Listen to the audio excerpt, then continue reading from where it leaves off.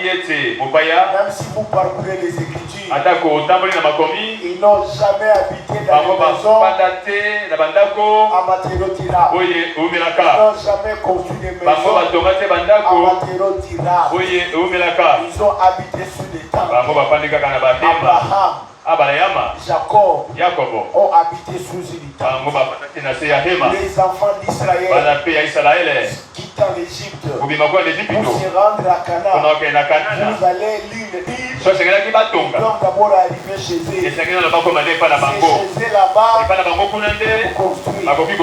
Mais ici, tout au long de leur voyage, ils ne peuvent pas construire. Ce qui est grave, dans nos jours aujourd'hui, les frères et les sœurs aujourd'hui construisent tout au long de leur voyage. Quand vous construisez, le jour de votre départ, vous allez partir avec cette maison. Non, c'est impossible. Un corps qui te domine, un corps qui t'assujettit. Quand Jésus reviendra, il ne saura pas partir avec ce corps-là. Le corps sera pesant, sera lourd. Une maison en matériaux durables. Est-ce que vous saurez c'est impossible. Voilà pourquoi nos corps, nous devons l'assujettir. Ça ne doit pas nous assaillir. Il ne faut pas être esclave de cette chair. La chair ne peut pas te dominer. L'Écriture dit l'esprit est bien disposé, la chair est faible. Et faites attention aux faiblesses de la chair. Il ne faut pas que la chair t'assujettisse. Acclamons le Seigneur. Nous avons encore dit habiter sous une tente. Cela signifie que dans ce monde où nous effectuons notre voyage vers la terre promise, nous ne devons pas avoir l'affection du monde, l'amour des choses du monde. Nous devons rejeter les choses du monde.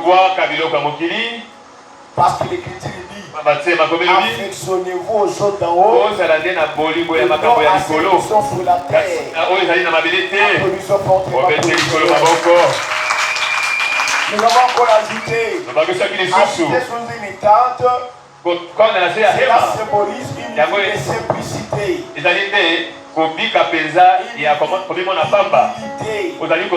Voilà pourquoi un enfant de Dieu, même s'il a beaucoup d'argent, mais il doit être simple. Jésus a dit à ses disciples, je vous envoie comme des brebis. Soyez simples comme la colombe.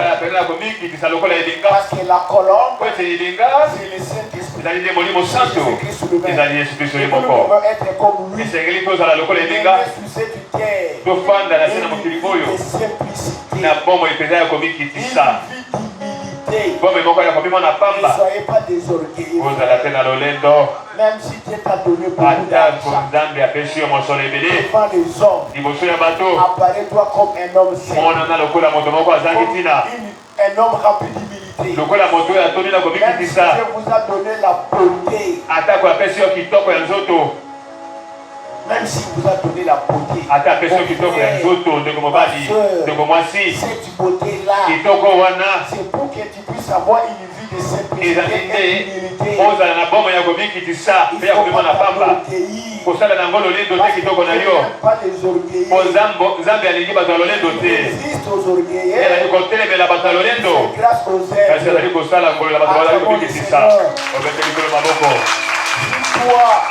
à cause de ta beauté, et tu commences à t'enorgueillir.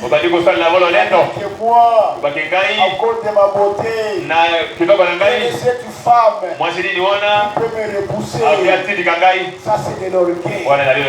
Moi, à cause de mes études, multitude de cette femme qui va me repousser. Ça, c'est de l'orgueil. Moi, parce que je suis ministre de Dieu, cette femme qui va me rejeter, c'est de l'orgueil. Même si Dieu vous a élevé dans le ministère, menez une vie de simplicité. L'apôtre Paul dit, prêcher la parole, ce n'est pas pour moi un sujet de gloire. Mais la nécessité m'en est imposée. À moi, si je n'annonce pas l'évangile. Applaudissons fortement pour le Seigneur. La simplicité et l'humilité, c'est une bonne chose. Jésus lui-même, je suis encore ces sentiments nobles. Moïse aussi avait ces sentiments nobles. Lui, qui était élevé dans la maison de Pharaon, il a été adopté par la fille de Pharaon. On appelait Moïse le fils de la fille de Pharaon. C'était une gloire. Moïse a refusé cette gloire. Non, je ne veux pas cette gloire-là. Je ne vais pas habiter là-bas. Je ne vais pas qu'on m'appelle le fils de la fille de Pharaon. Moïse a aimé mieux être maltraité avec ses frères et des juifs pour un temps. La justice du péché. Il a souffert avec les peuples d'Israël. C'est une gloire précieuse. C'est une richesse plus que celle de l'Égypte. Acclamons le Seigneur. Non, aujourd'hui, si vous êtes le fils d'eux, il faut que tout le monde le sache. Même à l'école, même à l'église, tout le monde le connaît. Moi, je suis le fils du président. Moi, je suis le fils du premier ministre. Non, on n'en a pas besoin. Il était Dieu, frère. Il est venu sur la terre. Il a pris un corps semblable au nôtre. Il est apparu comme un serviteur. Un serviteur. Il a habité avec les hommes. Il est même né dans une crèche, dans une périgérie. Mais est-ce qu'il n'y avait pas de grands bâtiments à l'époque? Il y en avait. Il pouvait aussi aller naître là-bas. Mais il a préféré la simplicité,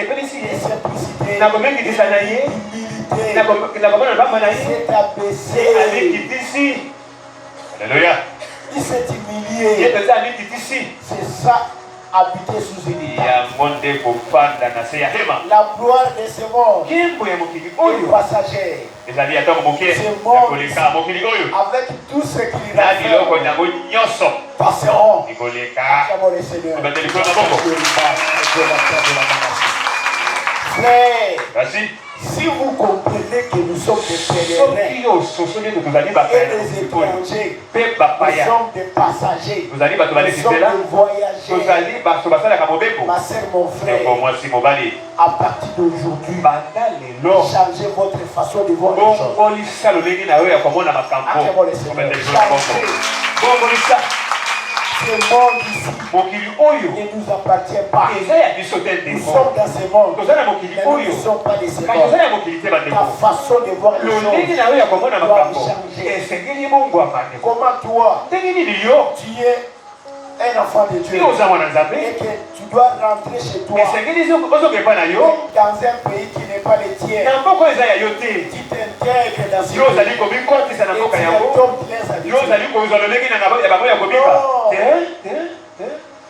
Tu dois te démarquer. Tu dois te distinguer. Alléluia. Acclamons le Seigneur.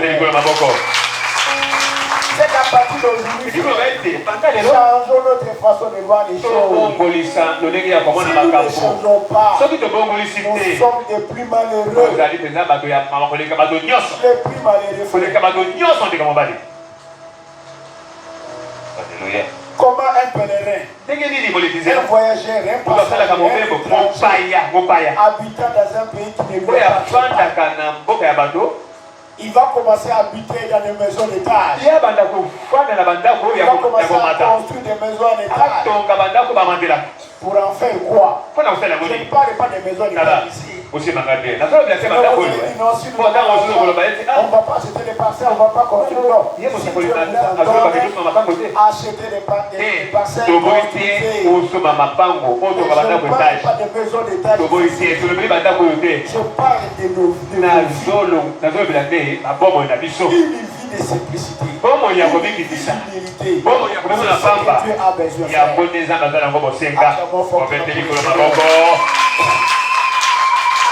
Alors nous continuons. Le pèlerin, tout au long de ses voyages, non seulement il doit habiter sous une tente, mais aussi tout au long de son voyage, il doit avoir la nourriture. Acclamons le Seigneur. Je vous avais dit, c'est Israël, le peuple juif, avait effectué le vrai pèlerinage. C'est Israël avait effectué un vrai pèlerinage. Nous l'église aussi, le véritable Israël en esprit. Nous accomplissons aussi les autres qui effectuent des pèlerinages. Ils vont là-bas, de ce côté. Vous voyez des véhicules en verre. Déjà habillés en verre. Ils se dirigent là-bas. Et ils vous disent, nous allons faire notre pèlerinage là-bas. Ça c'est du mensonge. Il y a encore d'autres. Ils prennent des avions. Ils vont là-bas en Asie. Nous aussi nous allons faire notre pèlerinage. C'est du mensonge. Dieu ne connaît pas ces pèlerinages. Ils vont les effectuer plusieurs fois. Ils n'auront rien de bon. Dieu ne connaît jamais ces pèlerinages. Le vrai pèlerinage, c'est que nous vous montrons maintenant. Applaudissons fort. Alors, nos lecteurs, on a besoin d'un lecteur qui va nous aider à lire 4 écritures. Approchez rapidement.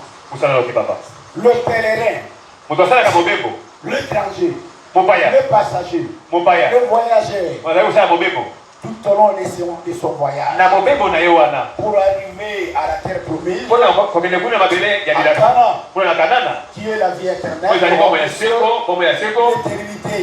là où nous étions. Il ne peut pas effectuer ce voyage sans avoir la nourriture. Il doit avoir sa nourriture. Alors nous allons lire d'abord 4 écritures. La première, Exode chapitre 12, verset 37 à 39.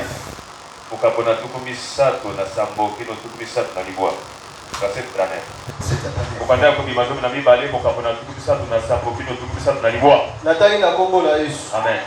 Les enfants d'Israël partirent de Ramsès pour Sikosh. Au nombre d'environ 600 000 hommes.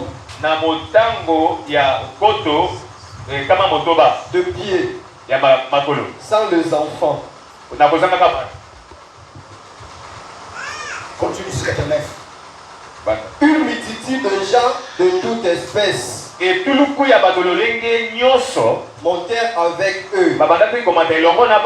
Il avait aussi des troupeaux, considérablement des brebis et de bœufs. Ils firent des gâteaux cuits sans levain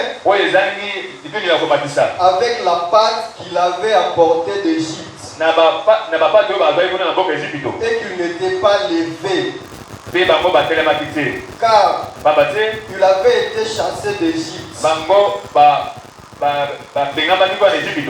sans pouvoir tarder et sans prendre des provisions. Ajoutons Genèse 28, verset 20. Jacob fut un peu en disant, si Dieu est avec moi, il me garde pendant ce voyage que j'ai fait. S'il me donne du pain à manger et des habits pour me vêtir. Ok. Genèse 42, verset 25. Joseph ordonna qu'on remplisse de bleu leurs sacs.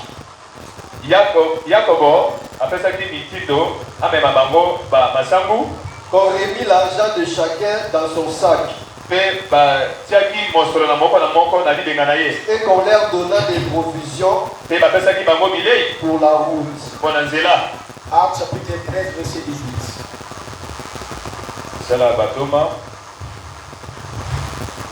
Actes chapitre 13, verset 18. Il le nourrit près de 40 ans dans le désert. Ok, merci beaucoup. Applaudissons fortement. Nous vous avions dit que les pèlerins tout au long du voyage qu'il est en train d'effectuer pour rentrer chez lui, qui est la terre promise Canaan, il doit avoir la nourriture. Mais ce sont les enfants d'Israël qui avaient effectué les véritables pérégrinages. Nous aujourd'hui, nous sommes les enfants d'Israël en esprit, parce que nous sommes les peuples de Dieu en esprit. Nous, l'Église. Mais l'Écriture nous dit, les jours où les enfants d'Israël étaient sortis de l'Égypte,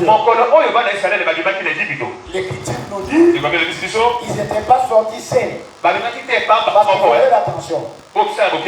Les enfants d'Israël, les Israélites, ce sont eux les peuples de Dieu.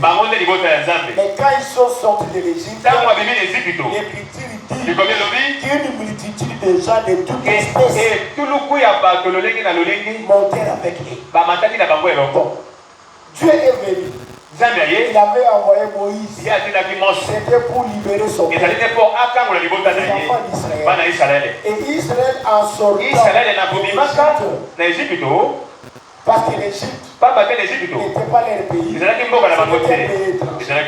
Jésus est venu dans ce monde. C'est pour libérer les captifs.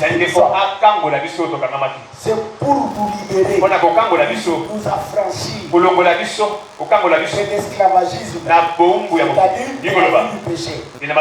Mais quand nous quittons le monde, nous les enfants de Dieu, nous l'Église, nous sortons. Mais sachez que toute multitude et tout le gens de toute espèce sont aussi avec nous. Les ramassis et d'autres peuples sont sortis après les enfants d'Israël. Donc il faut faire attention. Tous ceux qui prient, tous ceux qui viennent, ne pensez pas qu'ils sont tous les enfants de Dieu. Acclamons le Seigneur. Parce que parmi nous, il y a aussi les ramassis. Et une multitude de toute espèce nous suivent. Ce sont des gens qui sont des inconvertis. Ce sont des gens que Dieu ne connaît pas. Mais ils sont avec nous. Mais il faut faire attention. Même s'ils sont avec nous, ils ne sont pas les nôtres. Acclamons le Seigneur. L'Écriture nous dit, Israël, en sortant de l'Égypte, ils sont sortis dans la précipitation, sans tarder, parce que Pharaon ne pouvait plus supporter. Je ne veux pas te voir. Quand ton peuple, il les a chassés. Les enfants d'Israël ont pris, ils ont demandé des richesses, des biens auprès des frères. Ils ont apporté des pâtes qui n'étaient même pas levées. L'Écriture termine par dire, comme ils étaient sortis sans tarder, enfants d'Israël n'avaient pas préparé de provisions. Ils n'ont pas préparé de provisions. Ils sont sortis sans faire des provisions. Ils sont sortis sans prendre des provisions avec eux. Mais tout au long de leur voyage, et ils sortent d'Égypte sans prendre des provisions. Tout au long du voyage, manger quoi? Acclamons les Seigneurs. Quand vous sortez de ne prenez pas de provisions. L'Israël est sorti main levée. Ils sont sortis main vide. Ils n'ont pas plus de provisions. Sauter. Mais le pèlerin a besoin de la nourriture tout au long du voyage. Et quand tu sors de ce monde pour accomplir ton voyage, dans la terre promise, sortez sans prendre de provisions. Cela signifie quoi? Il y a des gens frères, ils sortent de ce monde. Il vient pour accomplir son voyage.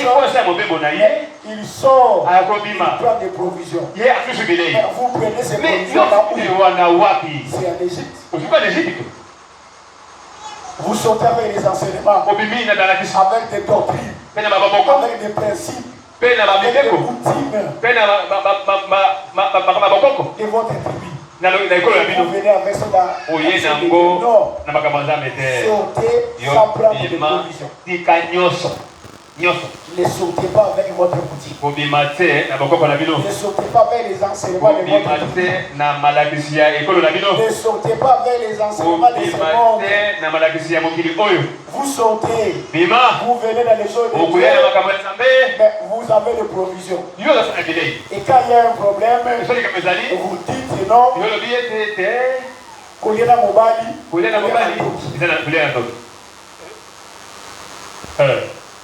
Cet enseignement-là, vous l'avez ramassé où? Vous l'avez ramassé où? Non, non, c'est ce qui se dit. Non. Sortez sans prendre des provisions. Toi, sors seulement comme ça. Applaudissez pour tes Oh non! Quand nous étions là-bas, voilà ce qu'on faisait. Vous savez ce qui a tué les enfants d'Israël?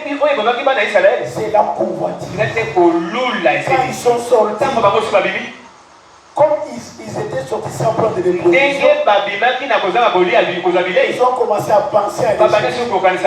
Quand nous étions là-bas, nous mangeons des concombres, des ail, des poireaux, des poissons, des viandes. Mais ici dans les déserts, il n'y a rien. C'est la convoitise, frère. Vous convoitez les choses de l'Égypte. Et c'est ce que vous voulez ramener les choses de Dieu. Non. Sortez sans prendre de provisions. Acclamons le Seigneur. Votre boutique, abandonne ça. Ne prenez rien. Toi sors. Marche avec Dieu. La nourriture. Lui-même, c'est ce qu'il va faire. Laisse votre boutique. Vous allez voir un frère et une soeur. Il est dans les choses de Dieu. Mais il est toujours dans sa culture traditionnelle. Même quand il organise les choses, il les fait comme les batailles. Donc il est toujours boutard. Quand il le fait comme les banyanga. Non frère, nous sommes des enfants de Dieu. Notre cité c'est là-bas. Et nous faisons les choses, nous devons les faire à la lumière de la parole. Acclamons le Seigneur. C'est parce que tu es sorti il n'y a plus de provision. Mais si tu étais sorti sans prendre de provision, tu dépendras de Dieu. Israël est sorti sans prendre de provision. C'est parce que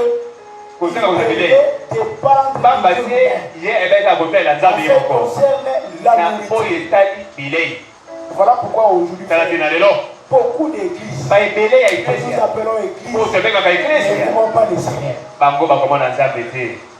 Pourquoi? On va tomber dans ce qu'ils ont dit. Cette femme viendra ces jours-là. Nous seulement porter ton nom. Mais le vêtement, ça sera notre propre vêtement. Le pain, ça sera notre propre pain. Oh non! La question de ce n'est pas ça. La femme doit porter le nom de son époux. Le vêtement, ce sont les époux qui doivent lui donner. La nourriture, ce sont les époux qui doivent lui donner. Acclamons le Seigneur. C'est pas de mon frère. Beaucoup d'églises. Que ce soit ici à Kinshasa, ne verront jamais les Seigneurs. Israël est sorti sans plan de provision. Mais qu'est-ce que Jacob a dit? Jacob a fait un vœu. Dans Genèse 28, là où on a lu au verset. Jacob dit ceci. Il dit Seigneur, voici mon vœu. Si tu me gardes pendant mon voyage, si tu es avec moi pendant mon voyage, et si tu me donnes du pain, acclamons le Seigneur.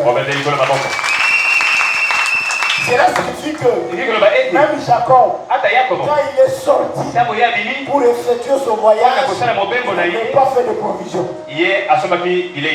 Parce qu'il dit, le pain, c'est toi Dieu qui va me donner. Voilà pourquoi qui va te donner le pain, la nourriture, tout au long du chemin, c'est Dieu lui-même. Et Jésus a dit, quand vous priez, dites ceci, Père, donne-nous notre pain quotidien. Acclamons le Seigneur. Donc vous pensez que le pain quotidien, c'est le foufou que nous mangeons? Non, c'est la parole de Dieu. Acclamons le Seigneur. Toi sors, mais la nourriture, c'est lui-même Dieu qui va te donner. Joseph, qui est l'image de Dieu, l'image de Jésus-Christ. Lorsque ses frères, dans Genèse 42, se sont retrouvés en Égypte, là où lui il régnait, et que ses frères devaient retourner à Canaan. Joseph a donné des ordres. Il leur dit, mettez-leur du bleu. Remettez-leur leur argent. Il ajoute encore, donnez-leur la provision. Donnez-leur des provisions pour la route.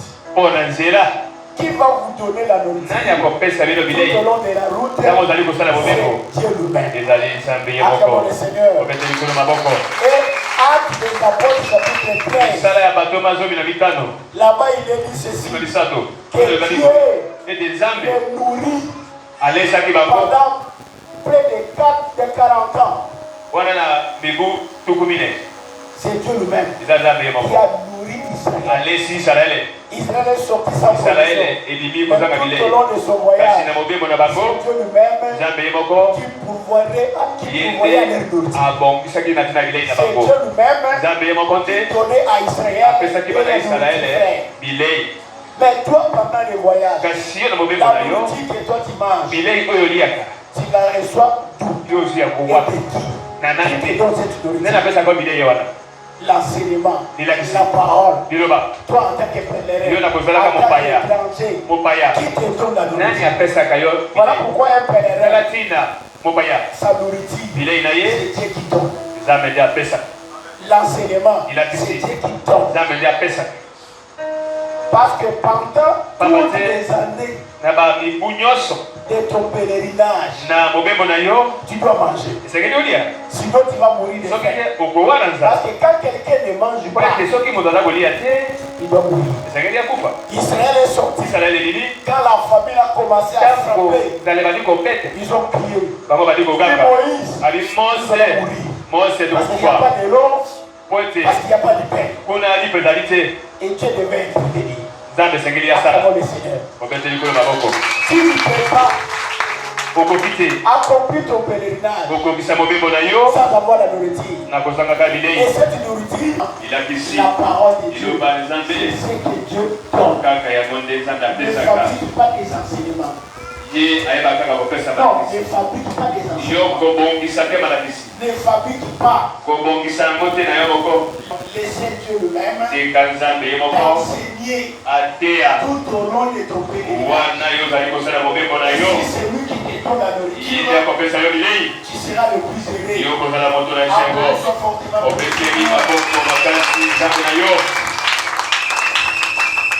Ce n'est pas tout. Le pèlerin, tout au long de son voyage, Dieu, le Saint-Esprit, avec lui, doit les garder, doit les conduire. Acclamons le Seigneur. Dieu devait les garder, Dieu devait les conduire tout au long de leur pèlerinage. Tout au long de leur pèlerinage, Dieu doit les conduire. Parce que si Dieu ne le conduit pas, si Dieu ne les garde pas, si Dieu n'est pas avec eux, ça sera une chose grave. Si vous lisez Genèse verset 3, là Jacob dit, là je dresserai un autel à Dieu, au Dieu qui m'a exaucé dans le jour de ma détresse et qui a été avec moi pendant le voyage que j'ai fait. Même Jacob, quand il effectuait son voyage, il a dit que tout au long de mon voyage, pendant mon voyage, Dieu était avec moi. Comment toi tu peux effectuer ton pèlerinage, Dieu n'est pas avec toi. Jésus a dit, sans moi, vous ne pouvez rien faire. Acclamons le Seigneur. Alléluia. Dans ton pèlerinage, Dieu doit être avec toi. Dans le verset que nous avons lu, Genèse 28, verset 20. Là où Jacob avait fait un vœu, Seigneur, si tu es avec moi, et si tu me gardes pendant mon voyage, donc un pèlerin ne peut pas effectuer son voyage sans que Dieu soit avec toi. Ma soeur, mon frère, toi tu marches dans les choses de Dieu, et Dieu n'est pas avec toi. Dieu n'est plus malheureux. Cherchez à ce que Dieu soit avec toi. Ce n'est pas tout. Il ne doit pas seulement être avec toi, mais encore, il doit te garder tout au long de ton voyage. Il doit te protéger. C'est ce que Jacob a dit. Si tu me gardes pendant mon voyage, il faut que Dieu même te garde. Il faut que Dieu même te protège. Si l'Éternel ne garde pas la vie, ceux qui la gardent, la gardent en vain. Acclamons le Seigneur. Tout au long de ton voyage, Dieu doit te garder. Dieu est le plus malheureux. Quand toi tu dis, nous dans notre famille, il y a quelqu'un qui veille sur nous. Dieu est le plus malheureux. Parce que celui-là qui veille sur toi, il n'est pas Dieu. Il ne croit pas partout. Il est limité. Quand le malheur vient à gauche, vous allez lui dire, quand le malheur venait, qui veillait sur votre famille, ce malheur. Il ne peut pas voir. Parce que lui ne voit pas partout. Il y a cette personne qui voit partout sur Dieu.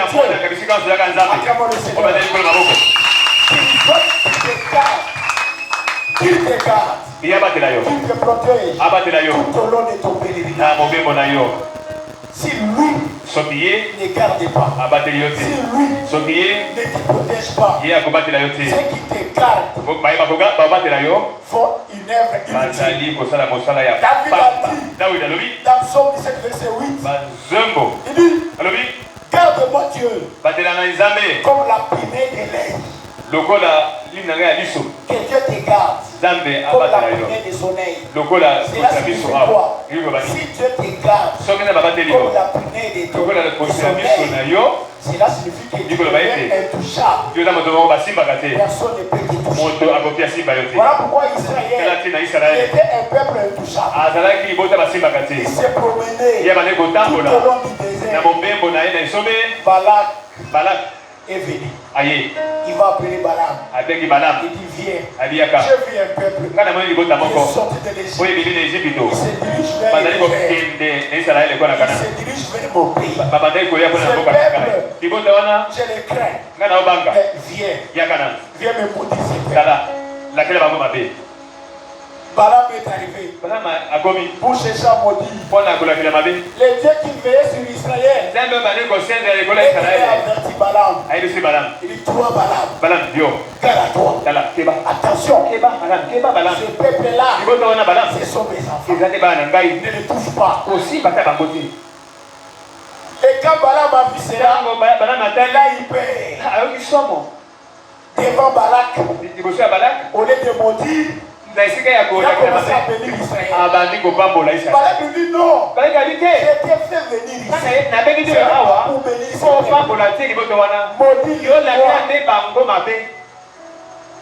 Il dit mais comment moi je peux maudire un peuple? Quand tu les as bénis, comment moi je peux les maudire? Acclamons le Seigneur. Et Balaam va dire à Balak, l'enchantement,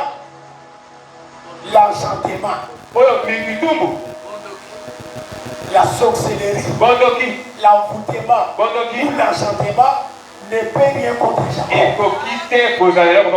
Acclamons le Seigneur. Même si je les envoûte, rien ne peut.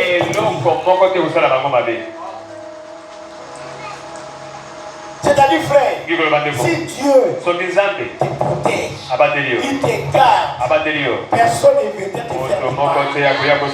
C'est lui qui est dans la main de Dieu qui peut venir t'arracher. Quand Dieu te garde, il te tient dans sa main. Qui osera s'approcher pour te faire du mal? Frère, si quelqu'un veut te vaincre, si quelqu'un veut remporter la victoire sur toi, il commence d'abord à vaincre Dieu. S'il remporte la victoire sur Dieu, là, il peut aussi te vaincre. Or, le Dieu que nous servons, il est imbattable. Il est invincible.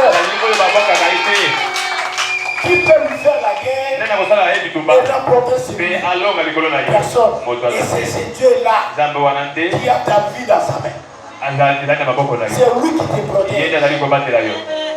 Et l'homme, que peut-il te faire? Il ne te fera absolument rien. Voilà pourquoi il ne faut jamais trembler devant les gens de ce monde qui te font des menaces. Si tu ne veux pas ça, je vais te manger, je vais t'ensorceler. L'enchantement ne peut rien contre Jacob. Tu es un peuple béni. Quand tu as déjà béni, personne ne peut venir changer la vie. Jesus can glorify. Voilà pourquoi que Dieu te protège. Tu es à l'ombre de sa protection. C'est lui qui te protège. Alors on va nous lire. Exode 13, verset 21 à 24. Non seulement il doit te garder, mais aussi il doit te conduire pendant le voyage. Dieu lui-même doit te conduire.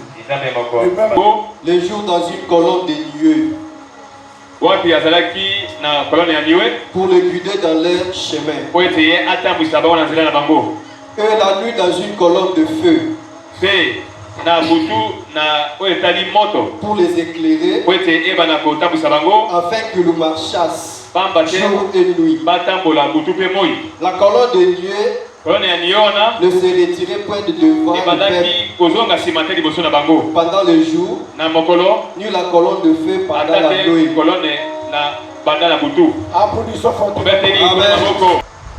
Que l'Éternel seul a conduit son peuple. Dieu seul a conduit son peuple. Israël a sorti de l'Égypte pour se rendre à Canaan. Seul Dieu était son conducteur. Ma soeur, mon frère, qui doit te conduire tout au long de ton pèlerinage? Ça peut être que Dieu seul. Et quand je parle de Dieu, je parle du Saint-Esprit. Je parle de la parole de Dieu. Qui doit te conduire, qui doit te diriger. L'Écriture par une colonne de feu, afin que les enfants d'Israël marchassent jour et nuit. Et la colonne de nuée ne se retirait pas pendant le jour. Et pendant la nuit aussi, la colonne de feu ne se retirait pas. Acclamons le Seigneur. Israël était un peuple conduit par Dieu lui-même. Et la nuée, la colonne de nuée, c'est le Saint-Esprit. Acclamons le Seigneur. Il n'y a pas de Saint-Esprit. Non, il n'y a qu'un seul Saint-Esprit. Mais la même colonne, la même nuée, pendant la journée, pendant le jour, il était une colonne de nuée. La même colonne, pendant la nuit, il devenait une colonne de feu. Acclamons le Seigneur. Le même Dieu, le même Saint-Esprit que vous avez, il est pour vous une colonne de nuée pendant le jour. Prends cette route. Ne prends pas cette route-là. Marche comme ça. Ne marche pas comme ça. C'est ça qui veut. Il te montre le chemin. Le chemin à prendre. Parce que le chemin qui amène vers Canaan, Israël ne connaît pas ce chemin. Acclamons le Seigneur. Vous ne connaissez pas ce chemin-là. Oh, ce chemin-là, Jésus l'a dit. Je suis le chemin, la vie et la vérité. Nul ne peut venir au Père que par moi.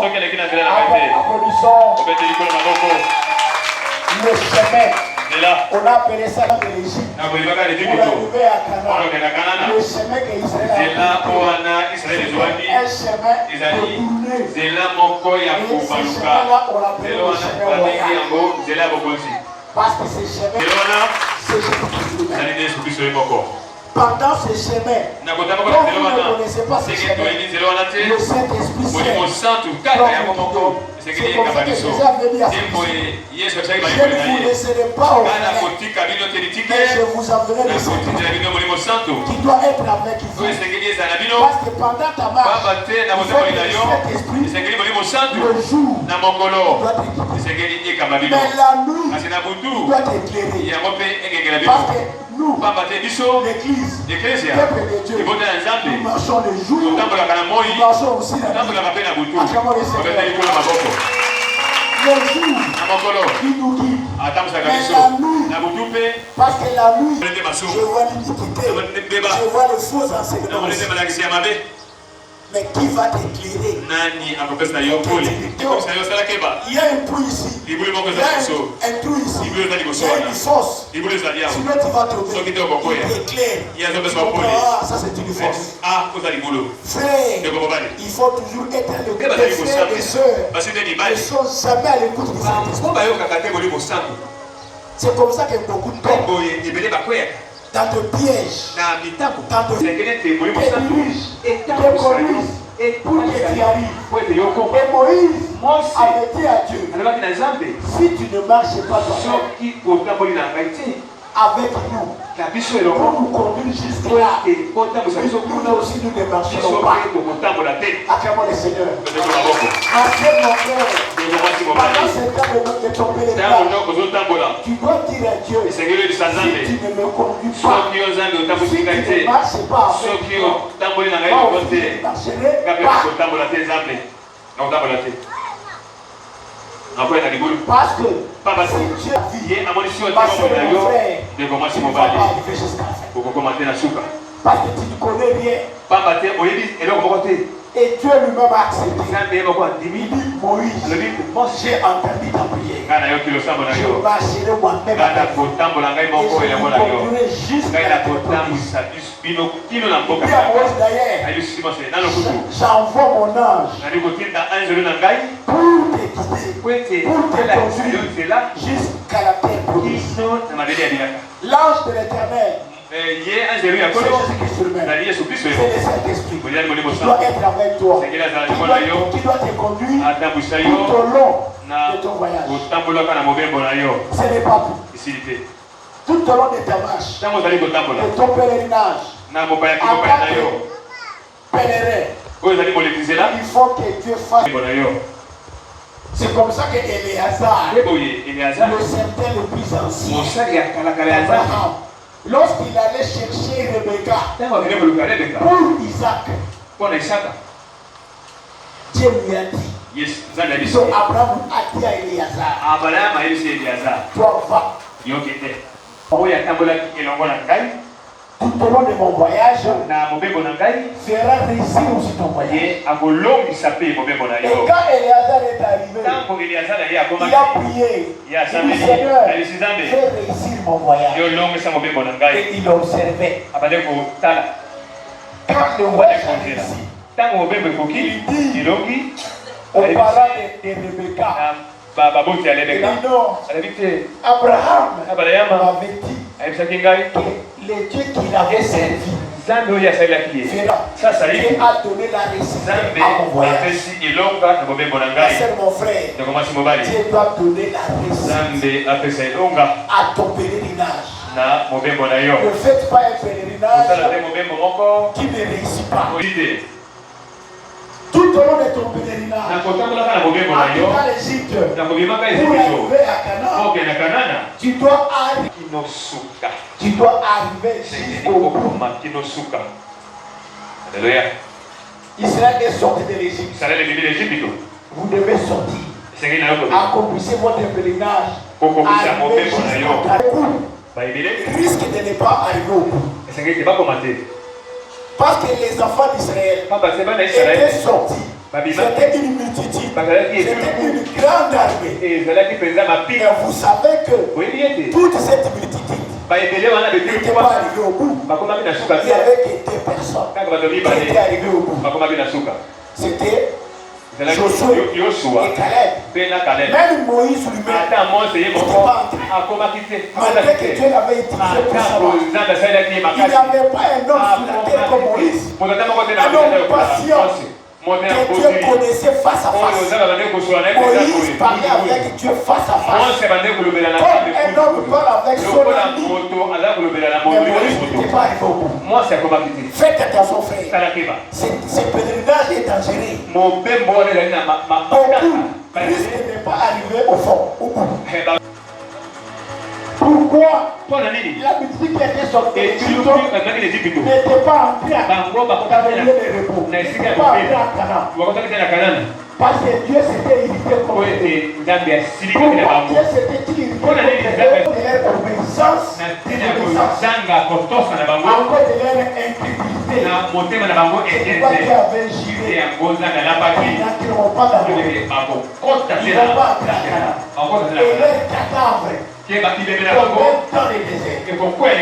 Acclamons le Seigneur. C'est un témoignage très dangereux. Si tu te montres désobéissant, Moïse a pleuré. Quand je lui avais dit, Moïse, tu ne verras pas Canaan. Moïse est allé supplier Dieu. Seigneur,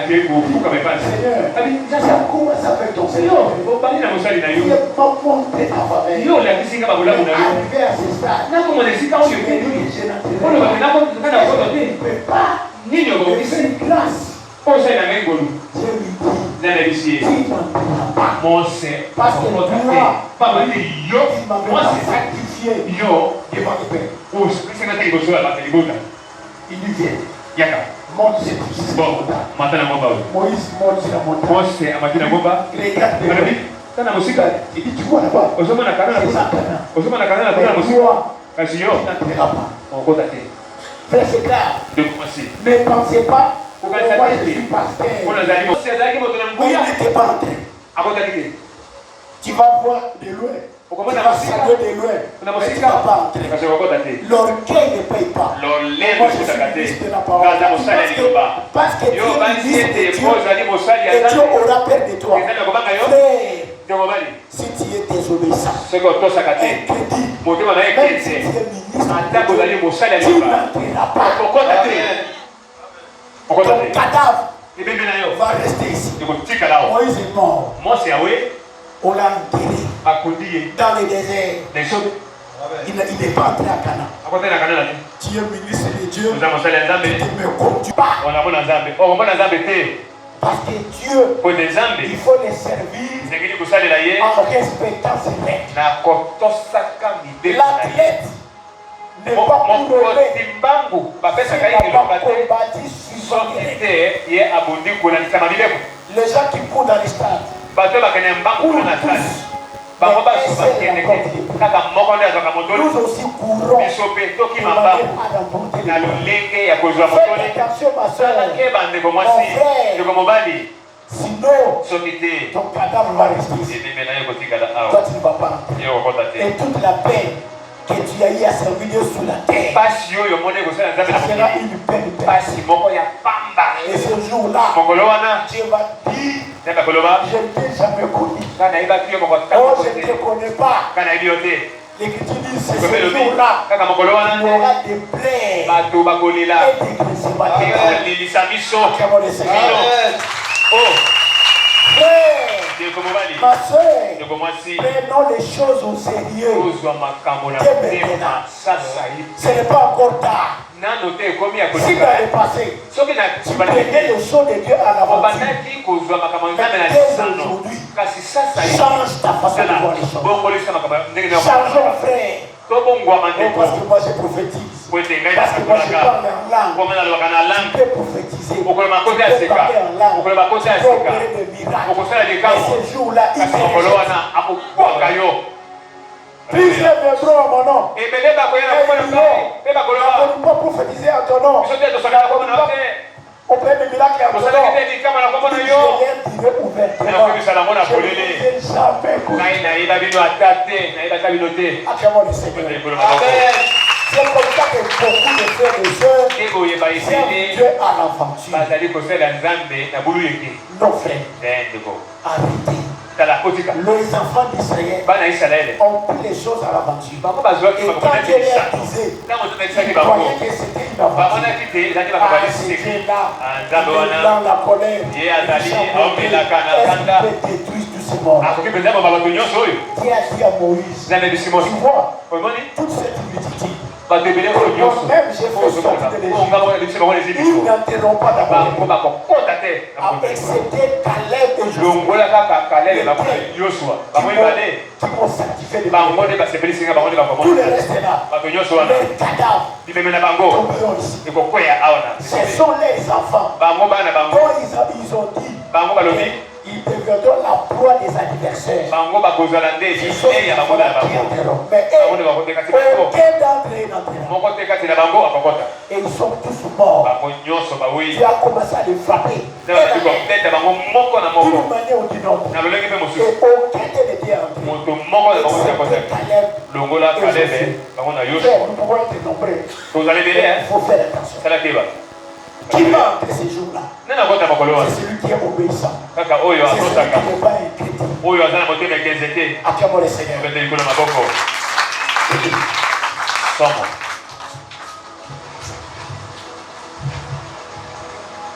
Voilà pourquoi Michel dit, levez-vous, marchez, car ce n'est pas ici un lieu de repos. Ma soeur, mon frère, tant que tu n'es pas encore arrivé au bout, ne t'arrête pas. Michel dit, levez-vous, marchez. Ce n'est pas pour vous un lieu de repos. Le monde que vous voyez faire n'est pas pour nous un lieu de repos. Beaucoup se sont stoppés. Lorsque vous regardez les belles femmes de ce monde, les beaux visages des garçons de ce monde, la manière dont ils s'habillent aujourd'hui, ils deviennent de plus en plus élégants, de plus en plus propres. Attention frère, ne t'arrête pas à cause de poursuis ta marche. Acclamons le Seigneur. Il ne faut pas être attiré par les femmes de ce monde. Ne soyez pas attiré par les beaux visages des garçons de ce monde. Lève-toi, marchons. Ici, il n'y a pas pour nous un lieu de repos, frère. À cause des garçons, tu abandonnes la foi. À cause d'une belle figure, tu abandonnes la foi. Non, continuons, frère, notre marche. Acclamons le Seigneur.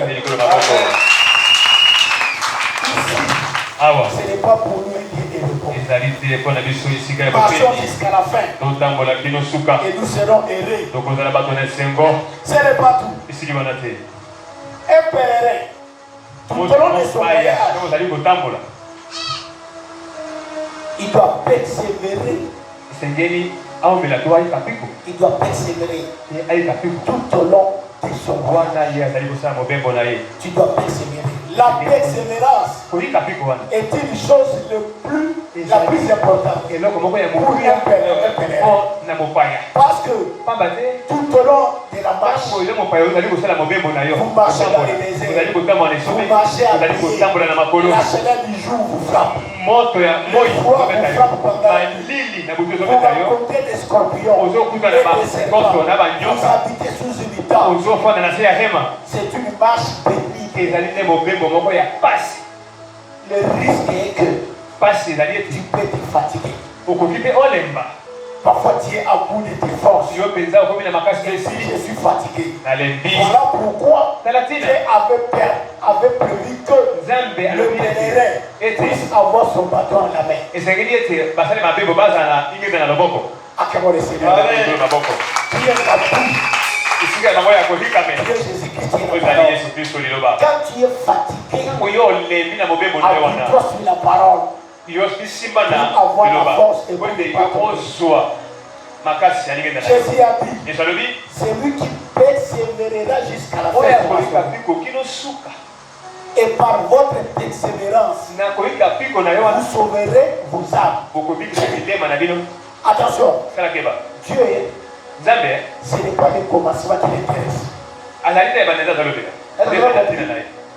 Dieu, ce n'est pas le commencement qui l'intéresse. L'Écriture dit, mieux vaut la fin d'une chose et son commencement. Pour Dieu, c'est la fin qui l'intéresse. Tu peux commencer avec lui, mais quand tu termines, tu ne termines pas avec lui. Ce n'est pas ça. C'est la fête qui l'intéresse. Tout tu dois persévérer jusqu'à la fête. Et par ta persévérance, tu sauveras ton âme. Acclamons le Seigneur. Les petits disent, vous avez besoin de la persévérance. Parce qu'après avoir accompli la volonté de Dieu, et Dieu va vous donner ce qu'il a promis, la vie éternelle. Si vous ne persévérez pas dans ces choses, la vie éternelle, la promesse que Dieu nous a faite, vous ne l'obtiendrez pas. Acclamons le Seigneur. Jusqu'au bout, je vais te suivre dans le bon et mauvais jour. Tu dois suivre Jésus jusqu'au bout. Dans le bon comme dans les mauvais jours. Tu dois persévérer dans ces choses. Et tu as reconnu certaines. Et tu dois garder ta foi. Mais si tu ne persévères pas, ma soeur, mon frère, toutes les années que tu as accompli, c'est vain. Tu m'as dit, j'avais commencé bien. Et moi, je me suis arrêté à côté de vous. Tout ce que tu as fait sont déconsidérés. Acclamons le Seigneur. Pour terminer, le pèlerin, tout au long de son pèlerinage, doit savoir bien gérer le temps de son pèlerinage. Le temps de ton pèlerinage. Il faut bien gérer ce temps. C'est un temps important. En quittant l'Égypte pour arriver à Canaan. Ce temps-là du pèlerinage. Il faut bien gérer ce temps. C'est ici que nous allons lire. Le frère va nous lire. Genèse 47, verset 9.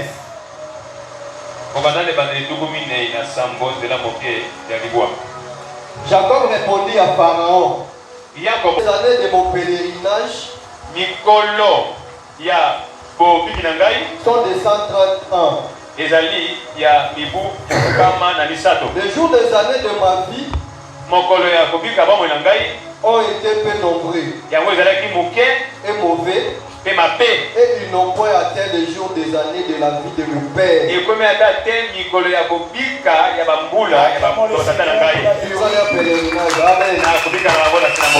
Commence par le verset 8. Pharaon dit à Jacob, quel est le nombre des jours des années de ta vie?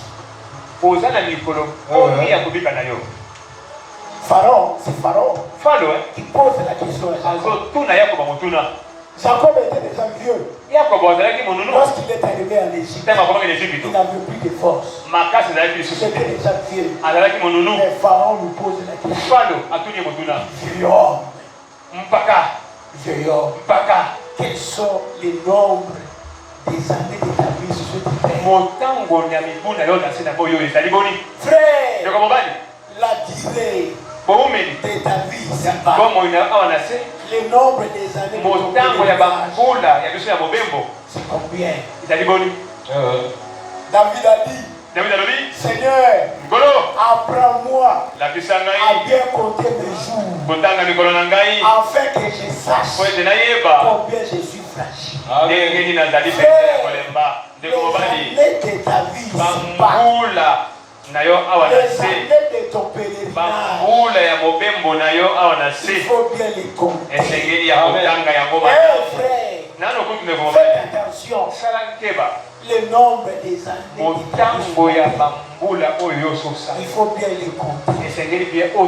David dit, apprends-moi à bien compter mes jours, afin que je sache combien je suis fragile.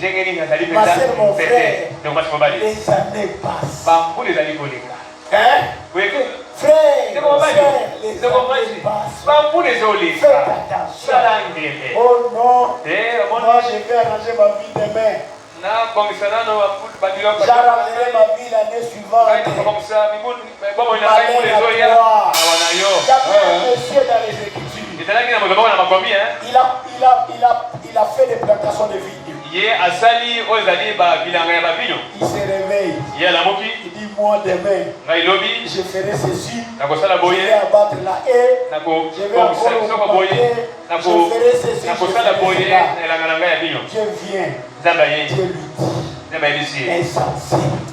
Cette même nuit ton âme te sera redemandée.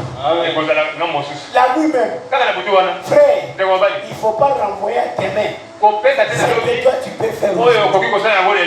Quand j'ai dit aujourd'hui, si vous entendez ma voix, n'anticipez pas vos émotions. Ne renvoyez pas les choses à tes mains. Parce que le lendemain, la grâce soit de lui. Toi c'est aujourd'hui. Acclamons les Seigneurs. Le nombre des années de ton pèlerinage, la durée de ta vie, il faut bien gérer cela. Parce que tu ne sais pas ce qu'un jour peut enfanter. Tu ne sais pas, frère, quand est-ce que la mort te frappera. Tu ne sais pas aussi quand est-ce que Jésus reviendra.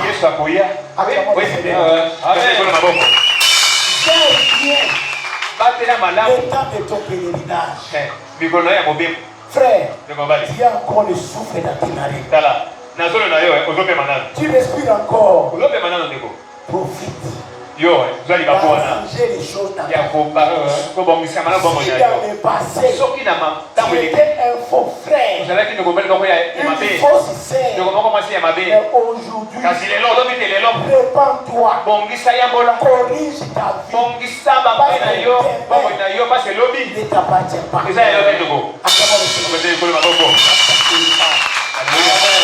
Aujourd'hui, c'est aujourd'hui. Quand vous entendez sa voix, n'anticipe pas ton temps. C'est aujourd'hui. Commence à bien comprendre. Commence déjà à te préparer en conséquence. Commence à t'arranger en conséquence, frère. Venir au culte tous les jours. C'est le passage que tu as besoin. Ce que tu as besoin, c'est ta sanctification. Et Jacob va répondre à Pharaon. Il dit, oh Pharaon, le nombre de mes années sur la terre ne sont pas famés. Ne sont pas famés. Par rapport au nombre des années de pèlerinage de mes pères. Mes pères, les nombres de leur pèlerinage étaient fameux. Mais les liens ne sont pas fameux. Ma soeur, mon frère, si tu ne connais pas, faites attention. Gère bien les années de ta vie. Les années de pèlerinage. Le temps que Dieu t'a accordé, il t'a donné ton temps. Que tu te répandes.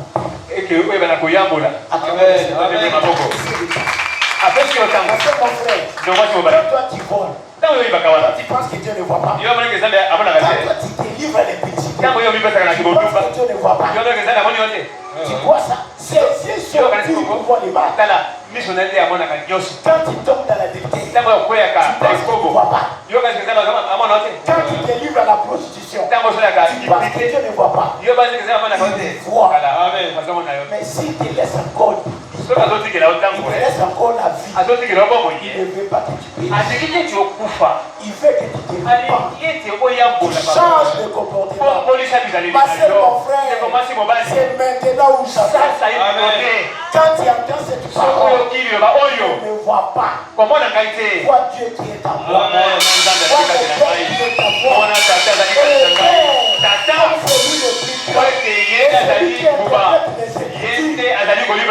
Prends en considération ce qui sort de la bouche maintenant. C'est Dieu qui te parle. Change maintenant. Il a beaucoup longtemps demeuré dans les mains. Il a fait beaucoup de choses qui te plaisent à Dieu. Aujourd'hui, c'est ton jour. C'est ton temps. Change, frère. Parce que si tu ne changes pas, toi qui m'écoutes aujourd'hui, quand je te parle, on n'entend pas demain. Vous allez entendre ce que quelqu'un qui a écouté aujourd'hui va se repentir.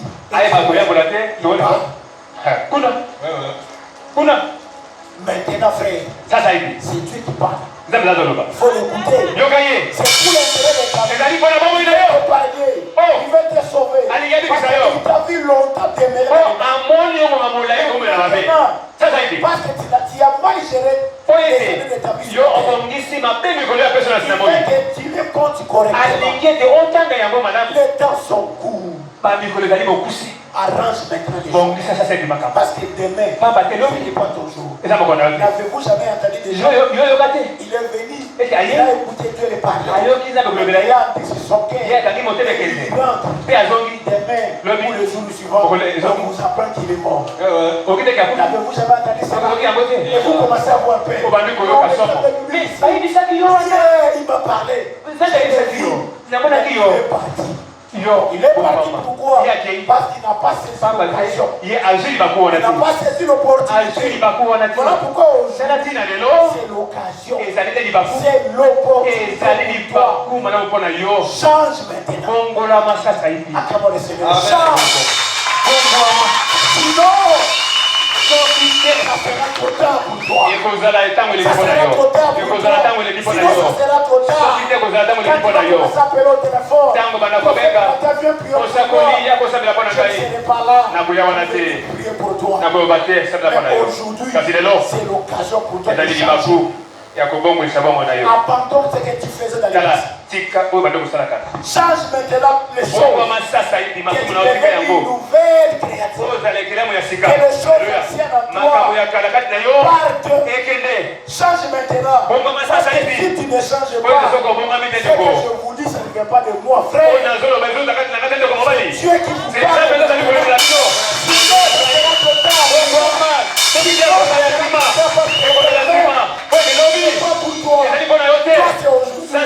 Change. Alléluia. Amen.